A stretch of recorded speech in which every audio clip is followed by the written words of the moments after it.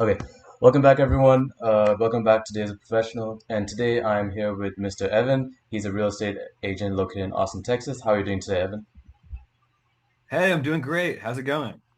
Hi. This is going great. Thank you so much for sitting down with me. Very grateful. It's been a long time since I had my last video, as you guys know. So I'm really just happy to get back into it. And yeah, let's get straight into the questions. What really motivated you to pursue a career in real estate? I in real estate, it's a lot of kind of working for yourself, and I like the structure of being able to make my own schedule, work with the people that I want, and just sort of do the work that I want instead of as opposed to sort of what's being given to me. I think I just got sort of sick of that throughout school, like 10, 12 years of school. I went to UT. I obviously went to high school and everything before that, and it just started getting old. I wanted to kind of create my own work. So that was the initial motivation. When I was a little kid, I also just thought it was cool. I liked helping people find homes. I feel like it's a fun, uh, fun place to sort of be. Even as a kid, before I knew what actually the job involved, I kind of wanted to do it. Hmm. And what are some like primary responsibilities you have as a real estate agent?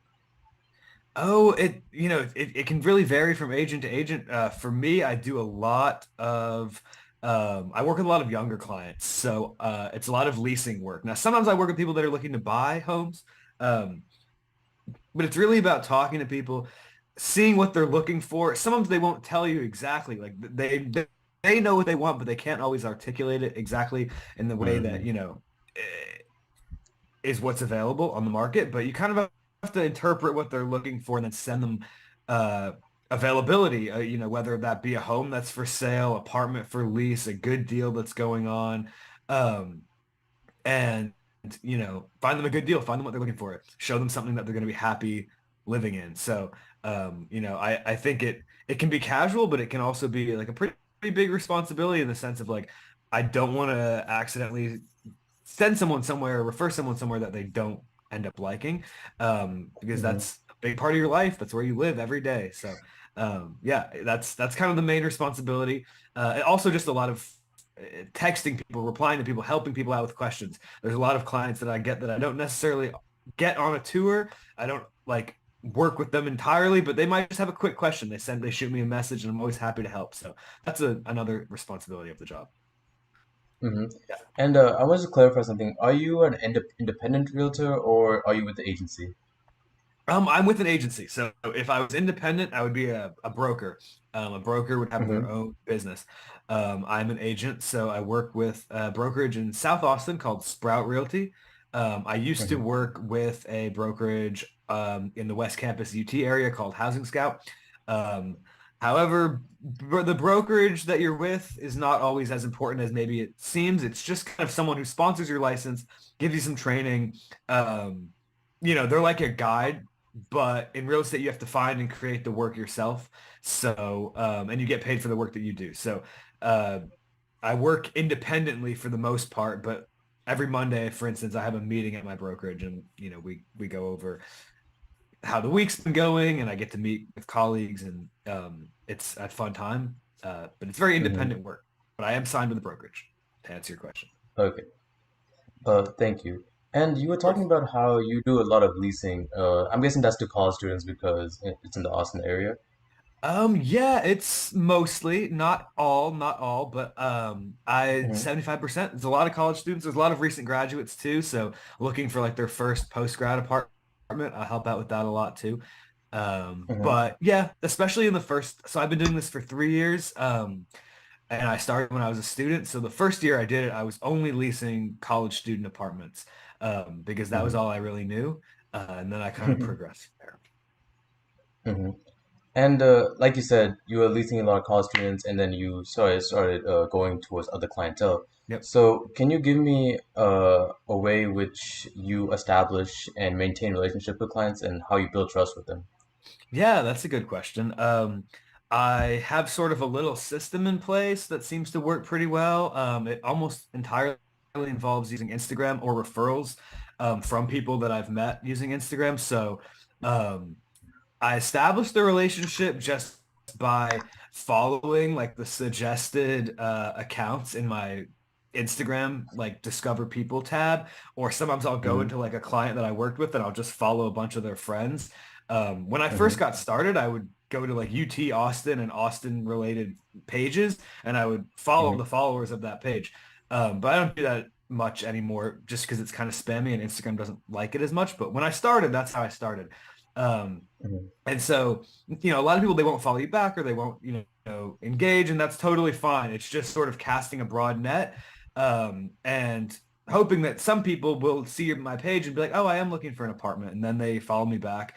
Oftentimes they'll be following my page for maybe a year or two. I don't even know how long because I lose track. It's thousands of people.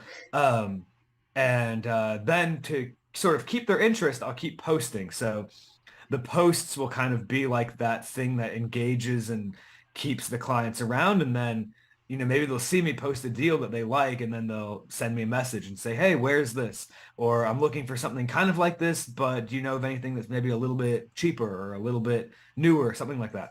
And Hmm. so, yeah, that's how I sort of find clients and then keep them around. And then aside from that, the ones that I have worked with, they'll oftentimes refer their friends to me. So those people will just come to me directly because they had a friend reach out and refer them. So that's a little bit different, but in the same Hmm. vein. And they'll usually still follow me, and then they can see what I'm working with at the time. Hmm. And you're talking about like how you initially started getting your clients through social media through following them and getting DMs from them. So how much do you think social media plays a part in your like in your at least in your early career, and how much you really think it will affect you in the future? Because it seems like you used a lot of it to initially gain clients. Yeah, yeah. No, So that's a good question. I mean, just for reference, Gautam messaged me on Instagram, so yeah. we connected that way. So I think that's important to note because it just shows that it is a very vital way to meet people if you're in a business where that is sort of important. Um, Hmm. I think you need to look at social media platform like Instagram not just as like a social network, but as a tool for business. Like it isn't, you know, it's only a waste of time or just an entertainment outlet if you make it that, or you can make it a Hmm. business project or a business tool.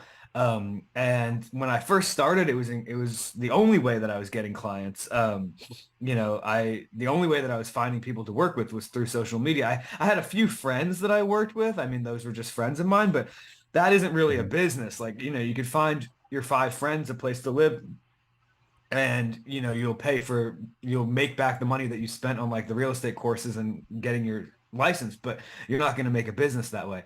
True. So I think that it was the most essential tool to building like a sphere of people. And then even now, it's the primary thing that I use. Now, at this point, there's enough referrals. There's enough sort of other work that it isn't like the only thing, but it's still the primary way that I target audience, like target people to work with and find people to connect with just in any sort of real estate related way. Even if it's not clients, it can Hmm. also be like colleagues. Like the reason I switched brokerages is because I connected with this gal on Instagram and she was really cool and she was recommending her brokerage. So I switched over. But that wouldn't have happened Hmm. if I hadn't been actively using social media to show people what I do. Right.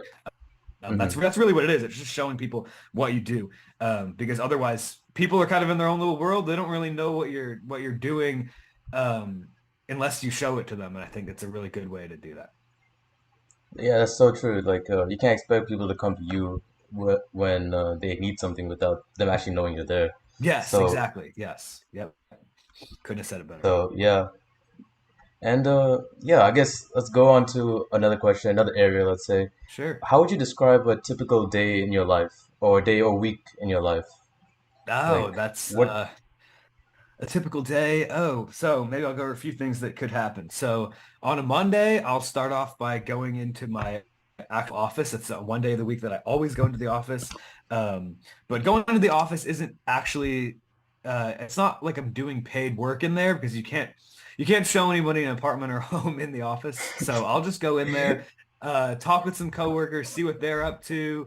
Sometimes we do like a little refresher meeting. We like learn some things. We have my broker, my like in real estate, you don't really have a boss because you do what you want to do. And if you make money, then they take a little portion of it. And if you don't, then they don't. So I don't have a boss that tells me what to do, but I do have like a higher up that's there to guide me and answer questions. And so he'll sometimes give us some advice or be there to sort of help on Mondays.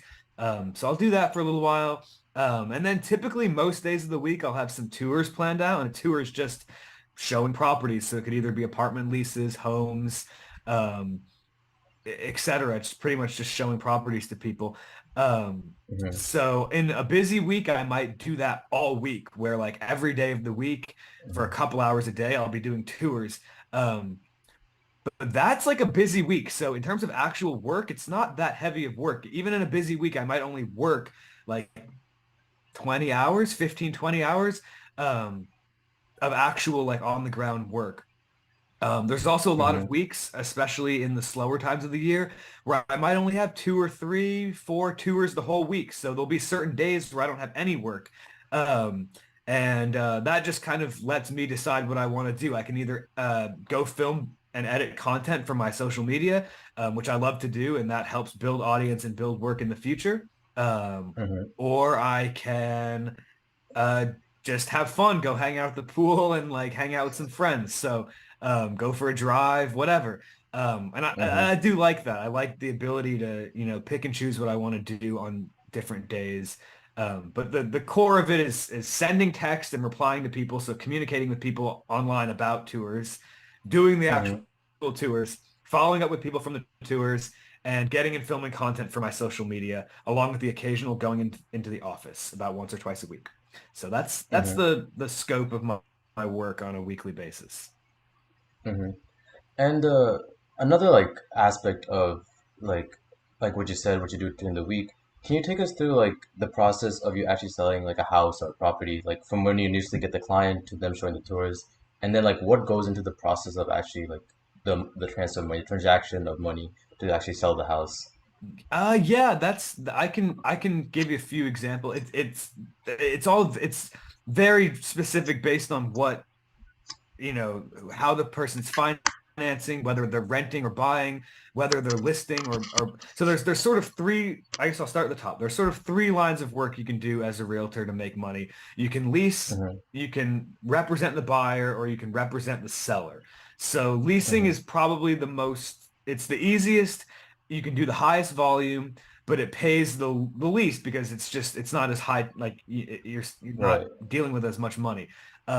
Most of my work is leasing, which I think sometimes people look at as being like worse, but it's only worse if you're doing it in the same volume as buying. So like if you lease two homes, you'd much rather buy two homes, but you much rather Hmm. represent buying two homes. But the process for leasing, it can be very simple with a commercial property. You'll just bring the person there, show them the property, and then they can just go on the website and do everything themselves. So it's really like being an influencer. You're pretty much just making marketing content for another business, and then Hmm. that business pays you for your marketing working better than their marketing does. So like, for example, a Hmm. property in West Campus, let's just say the Lark, for instance, that's one that I've done pretty well at. Maybe on their Instagram, they kind of don't know what they're doing. They're not going to send 20 DMs to people. They're not going to encourage people, come to a tour, come to a tour. They kind of have everyday things they have to take care of first. I can send people their special and be like, hey, this is a really good price. Come tour with me. And then that property will pay me for bringing them in. And it's just to bring them in. There's no paperwork that I have to do or anything behind that. And that's the type of Hmm. work that I like to do because I can do really high volume with that. And so that's where the real good paychecks come from, or just like if you can get 20 people into a building that has a really good special going on for a month, like, you get about $500 per lease. So Ooh. those can be super, super profitable and easy and fun. Um, then kind of a step up from there is more private individual leasing. So that's where you're leasing someone's apartment that they own, and they want to get leased out. And so in that sense, I have to collect paperwork, background check, income verification documents. I have to do a TAR, Hmm. Texas application for rental document for my clients and submit all that to the owner. And then the owner will approve it, tell me, and then I have to tell the client. So in that case, I really have to work with them through the whole process. And that is a lot more work and it pays the same. So I don't particularly Hmm. love doing it, but I am happy to help clients that are looking for those type of properties. Um, then beyond Hmm. that, there's working as a buyer, as a buyer's agent, where you're representing the person who wants to buy a home. Now they don't need someone to represent them. They can go buy the home themselves. But the buyer's agent does a few things. They help the person find the right home, which, they can look on Zillow, they can look on Realtor. That's very helpful. But as a realtor, we also have a database that has every single listing that's on the market, and it has a lot more than what you'll find on Zillow. It has all the like tax records, all the like legal descriptions. It has private remarks from the seller, and so that can be really helpful to show a buyer who's interested. Hmm. This is everything that we have on the property. Um, you'll help them find the home, then you take them to the home and tour it. As a real estate agent, you have the right and access to use a little Bluetooth on your phone to unlock the doors of most places. And if not, you can text the owner for a combo code and you'll show the property to the buyer. And then Hmm. after that process, my buyers will, if they like the home, if it's offer potential, we call it for them, I'll help them draft up an offer. Well, what's realistic? What's going to get accepted? What's not going to get accepted? You don't want to waste time with like super lowball offers, especially if there's a lot of people competing for that home. You might as well just offer on a different one. Um, Once the offer's been accepted, and with the offer, you have to prove that backtracking. With the offer, you do have to prove that you have the funds available, whether that be Hmm. something as simple as just like a certified uh, document from your bank that says, "Hey, I have $500,000 in the bank," or a pre-approval letter from a bank that says you've been approved for this mortgage amount. And Hmm. with those two things, it's just up to the seller whether they want to accept the offer or not. Once it's accepted, you can have an inspector go out, look at the property. So most people will waive that, but you can have an inspector look at it. Sometimes there's some negotiation after the inspector looks at the property, depending on what they find. And from there, you go to closing and you close on the property if everything goes well. And yeah, that's sort of representing the buyer. And then the last, probably what people in real estate would consider like the pinnacle of real estate, what all the agents want to get to, most difficult, is being the listing agent. And that's the person that the seller goes to and has represent the sale. Um, and that job is it's a little elusive. It's a little bit hard to get because um, listing agents can list so many properties at once. They don't have to go show homes. They don't have to deal with the inspectors. They don't have to really do anything. All they have to do is put the home on the market. So they can run like 20, 30 listings at once and make such a killing. Um, they can kind of monopolize the market a little bit. Hmm. But with that, you're gonna, what I do for prospecting there is a lot of going through lists of like expired homes that were on the market, but they expired, and you call the owner and say, "Hey, would you like to list again?" Sometimes my brokerage will Hmm. encourage us to do like cold calling. I don't like to do that, but I've done it a few times to try it out, where you just mine through data and call people's numbers and like bother them and say, Hmm. "Hey, you ever thought about selling your house?" Um, but if you do get someone who's like, "Yeah, maybe I will sell my house," then you show up in person and you have to present to them why you're going to get the highest price for their home. And so, in that case, you really have to sell yourself as being a really good salesperson who's going to get them the most money for their property. As compared to a buyer's agent, you're just sort of telling your buyer, "Hey, let's go look at some homes. These are really pretty. Would you like to put in an offer?" And you have to sort of help them with the process, but you don't have to, you're not charging them anything. And they can use multiple agents. Whereas when you're selling a home, you're just gonna have the one agent selling it. And he or she, whoever better be able to get the highest price. So those would be the three fields: Hmm. buyer's agent, listing agent, leasing agent. All right, that was a long answer, Hmm. but that's the whole realm of what you do Now in real that's estate. that was great. That was dope. Like I didn't know like all that went into it, to be honest. Hmm. I didn't realize the buyer's agent and a listing agent was two different things. Yeah. Why is the listing agent thing so elusive, as you said? Like, is it hard to get to, or is it hard to like start listing property? It's like anything in real estate. It's like it's not difficult in that anyone can go getting your license is relatively easy. It's like the equivalent of like a high school exam in difficulty. I mean, you have to memorize some things and study some things, but it's not very difficult. You have to pay some Hmm. upfront costs, but it's not too hard. And so you can get your license and then just say, "Oh, I work as a listing agent. I'll be a listing agent. I want to be a listing agent." Um, but what's hard is actually you actually have to convince people that own property that's probably their biggest investment that they own. You know, that if they own even an average home, like an average family that might own a 300, $400,000 home, that's going to be their biggest asset that they own. And so if they want to sell it, they want to make the most money on it. And they want someone that they can trust and who's been in the industry for a long time and sold lots of homes before. Like they really, you'll have a very hard time just kind of diving in and saying, I have my license. I've sold, Right. I've leased an apartment. Like they oftentimes really want someone who's, about 20 years in, 10 years in, sold 200 homes. Um, and so it can be difficult to just convince the seller to work with you as a listing agent. Not impossible. There's Hmm. lots of people that can just dive in and do it. Sometimes if you have like a relative, a friend, someone that's already in your sphere and wants to sell their home, they might give you a better Hmm. chance of like, hey, I'll offer you, you can take my listing and let's see if you can get a certain price for it. But um it's just difficult. It's the most difficult thing to convince if you find someone who's looking for an apartment and you say, hey, look, here's a good deal, they're going to want to go look at it. It's pretty easy. If you find someone who's looking for a home and you show them a good deal and you're friendly and you're easy to work with, they're like, cool, let's go look at homes. But Hmm. you can't just show a good deal or be friendly and easy to work with. You really have to convince this person who's selling their home that you're going to be aggressive enough and you're going to be knowledgeable enough to get them that price point that they want. So that's why it's the most difficult. And it's the most desirable because once you do convince them, there's very little work. You can outsource people to take the photos. You can have AI write the description. Um, you don't really have to do much at all. Buyer's agents will bring people in to buy the home. So you don't have to find buyers if Ooh. you're a listing agent. You don't have to really do anything. And you can manage 30, 40, 50 listings all at once because all you have to do is enter the information into the system and that's it. The listing's up.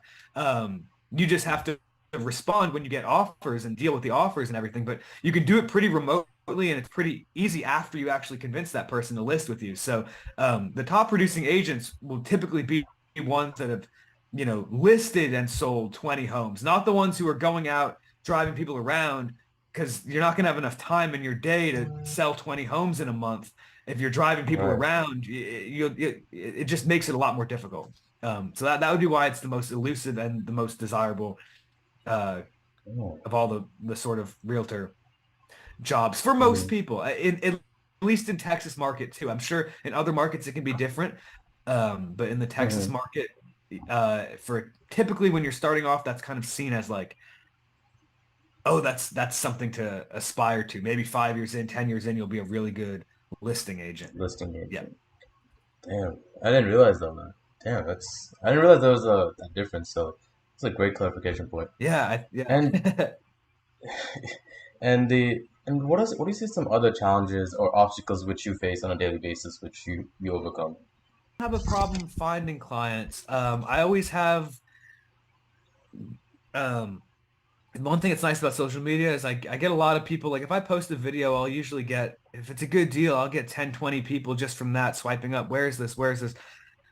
Hmm. They want more info. They're all looking. Everyone needs a place to live. So I'll always have as many people as I want pretty much in my pipeline talking to about finding a place to live. So it's not as much finding clients.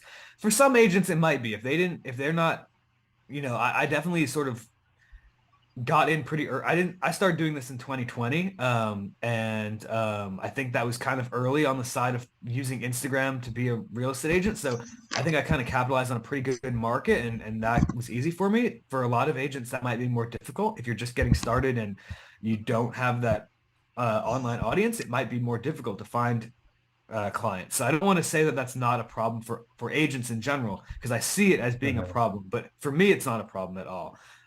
For me, the problem comes with not the problem, but if there's any one obstacle, I would say that it's when a client doesn't have the right expectations for what's actually out there in the market. So maybe maybe last year they saw like their friend get a really good deal or like, maybe the friend doesn't even know what they're paying. For example, they hear about someone that got a really good deal, like, oh, $800, and they're living in a fancy new skyrise or something like that.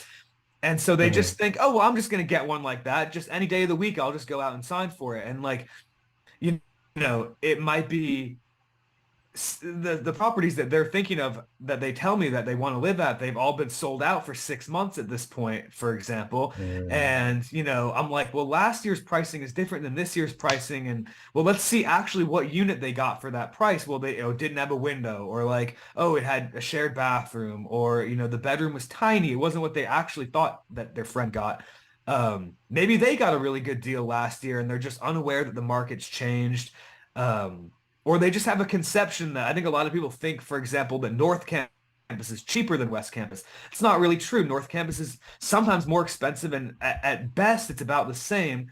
Um, but I'll get people that think it is. And so when we do a tour, they might sort of be like, oh, this is more expensive than I thought. Like, well, I'm not going to sign anywhere. I'm just going to wait until I see what I thought I was going to get.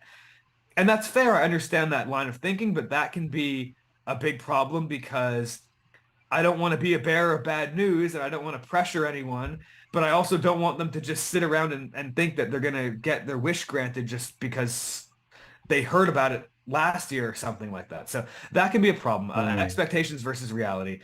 And overcoming that, I think oftentimes I just try to be really sincere with the people, with my clients. I don't try to push them to sign a lease. I just tell them like, I give them an example of maybe some past people that I worked with and what they were looking for and where they ended up signing at. Um, Sometimes I try to see maybe where there's a little bit of wiggle room. Maybe they do have a bigger budget and they just wanted something cheap because they just it sounded enticing, but actually they can spend a lot more. It doesn't really matter. Maybe they don't mind living with more roommates, or maybe they don't mind living in a different area, for example. So I try to see where they have some flexibility and then go heavy on sort of those options, as well as just letting them know that I'm not trying to sell them on one specific property. I'm not here to say, you need to sign here. This is the best deal. I'm here to just show them their options and find them whatever works for them. If the market's really expensive, the whole market's going to be really expensive. So that's kind of how I deal with them. It doesn't always work, I about half of my tours end up with a closed deal, and about half of them don't, which is actually a pretty good number in the industry. A lot of people have less than that. Um, but Hmm. it just goes to show that there are a lot of people that maybe they renew their lease. They see everything I showed them and they're like, we're just going to renew. Maybe things fall through. They need to move out of state. Maybe their friend has an open room in their apartment. Who knows what the deal is? They find something else that I didn't even consider because they, for whatever reason they didn't tell me, or I just blanked on a certain property. It's totally cool. And you have to keep your cool throughout it. Like I see agents get really frustrated. They're like, I've been working with this client, 5 weeks and we looked at 10 places and then they just ghosted me.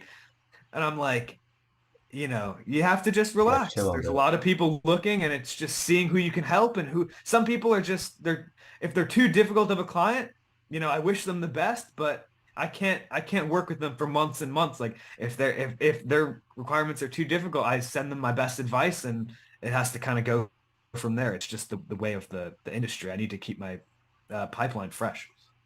Right, right. Yep, that's And would you say your clients are like the average time you spend with a client is maybe like 2 weeks, maybe a month?